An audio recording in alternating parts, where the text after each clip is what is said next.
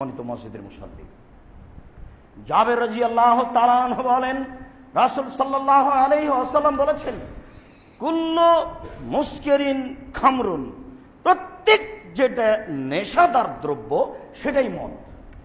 ও কুল্লু খামরিন হারাম, আর প্রত্যেক যেটা মদ সেটাই হারাম। এটা অস্পষ্ট নাকেরা শব্দ একে বলা হয়।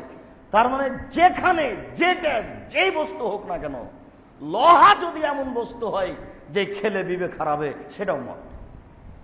লোহা মদ, এই কথা আপনাকে আমি বলিনি, আমি বলছি প্রত্যেক যেটা বস্তুতে বিবেকের ক্ষতি করে সেটাই মদ। আপনাকে আমি অনুবাদে কি দিয়ে বুঝাই?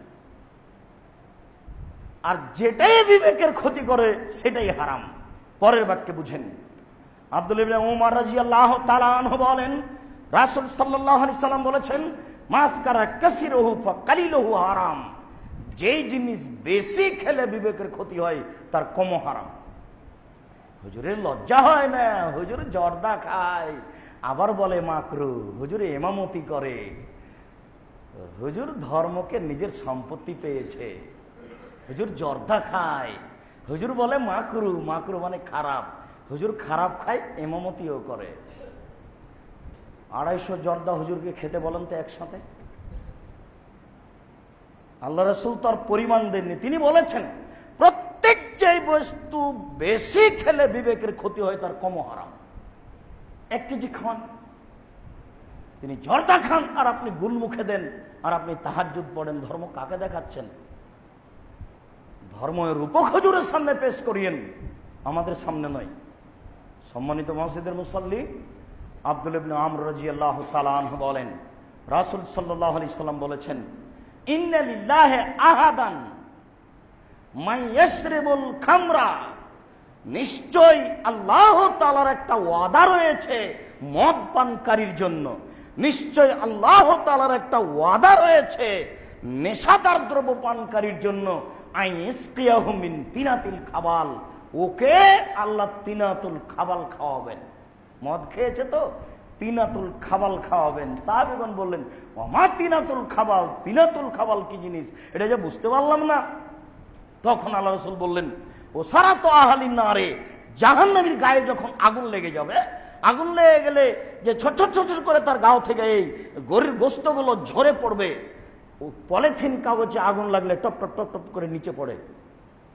মোমবাতি যদি জ্বালিয়ে দেন তাহলে দেখবেন টপ টপ টপ টপ করে নিচে পড়ছে।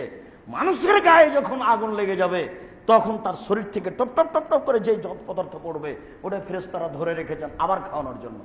যেই মদ খাবে তাকে এটা খাওয়াবেন, এটা আল্লাহর ওয়াদা। আল্লাহ ওয়াদা করেছেন। আমি অনুবাদক যুবক, আমার কিছু করার নেই, আমি 19-20 করতে পারি না। 14.5 বছর এই হাদিস, 1450 বছর থেকে হাদিস গ্রন্থে পড়ে আছে। হুজুর বলা প্রয়োজন মনে করেন না। হুজুর বলবেন কি? হুজুর তো কেসা কাহিনী নিয়ে ব্যস্ত। ইসব জুলাইখা, রংপুর, দিনাজপুর, খুলনা, ঢাকা 3 ঘন্টা। এরপরে বলছে যে আয়াতের ব্যাখ্যা করতে আরো 2 দিন লাগবে, অথচ কিছুই বলেনি। এমনিতেই চলছে, এইভাবেই চলছে। আবু হুরায়রা রাদিয়াল্লাহু তাআলা আনহু বলেন, রাসূল সাল্লাল্লাহু আলাইহি ওয়াসাল্লাম বলেছেন, মান শারাবাল খামরা ফাসাকেরা, যে ব্যক্তি মদ খাবে, বিবেক নষ্ট করবে, লাম তুকবাল্লাহু সালাতুন 40 লাইলা, তার 40 দিন সালাত কবুল হবে না। ওই মাতা দাখালান নার, ও যদি মরে জাহান্নামে যাবে। একবার নেশাদার দ্রব্য পান করলে 40 দিন আর সালাত কবুল হবে না।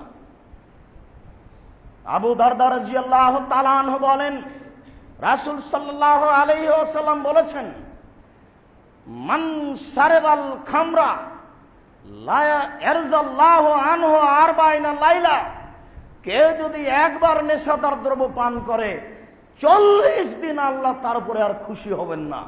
কান্নাকাটি করে তওবা করে 40 দিন আল্লাহকে আর স্বাভাবিকভাবে নিয়ে আসা যাবে না। 40 দিন দিন রাত কাঁদার পরে 40 দিন যাবত আর খুশি হবেন না।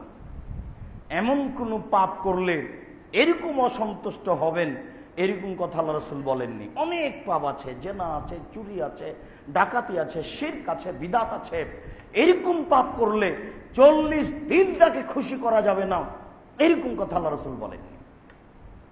তিনি বলেন কেউ যদি নেশাদার দ্রব্য পান করে তাহলে 40 রাত 40 দিন আল্লাহকে আর খুশি করা যাবে না, উনি আর খুশি হবেন না। উসমান রাদিয়াল্লাহু তাআলা আনহু বলেন রাসূল সাল্লাল্লাহু আলাইহি সাল্লাম বলেছেন, ইজতানিবুল খামরা, তোমরা মদ থেকে বেঁচে থাকো। ফামান লাম ইয়াজতানিব, তোমরা মদ থেকে বেঁচে থাকো। ফাইন্নাহা উমুল খাবায়েস, এটা হলো পাপের মা। মদ থেকে বেঁচে থাকো, নিশ্চয় মদ হলো পাপের মা। মানে এইটা পান করলে তার দ্বারা সব পাপ করে নেওয়া সহজ। তারপরের বাক্যে বলছেন ফামান লাম ইয়াজতানিবু, যারা এই নেশাদার দ্রব্য পান করা থেকে বিরত থাকলো না, ফাকাদ আসাল্লাহু রাসূলাহু, সে আল্লাহ এবং তার রাসূলের নাফরমানি করলো। ওয়াস্তাহাকাল আযাবা বিমাসিয়াতিল্লাহি রাসূলিহি, আল্লাহকে না মানার কারণে তার উপরে শাস্তি জরুরি হয়ে গেল। ইহকালও হবে, পরকালও হবে, ইহকালে হবে, পরকালও হবে, তার শাস্তি হবেই। মুআয রাদিয়াল্লাহু তাআলা আনহু বলেন রাসূল সাল্লাল্লাহু আলাইহি সাল্লাম বলেছেন, আওসানি খলিলি বিআশারি কালিমাতিন, আমার দোস্ত অন্তরঙ্গ বন্ধু মুহাম্মদ সাল্লাল্লাহু আলাইহি সাল্লাম আমাকে 10টা জিনিসের উপদেশ দিয়েছেন। তার একটি বলেছেন, লা তাসরাবিল খামরা, কখনো তুমি মদ পান করো না। ফাইন্নাহু রাসুল মাসিয়াত, মদ পান করা হচ্ছে পাপের মাথা। যখনই মানুষ মদ পান করবে তখন সব পাপ খুলে যাবে।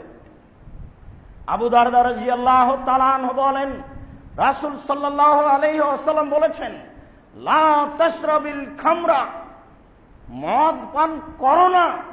ফাইন্নাহা মিফতাহু শাররে, মদ পান করা হচ্ছে পাপের চাবি।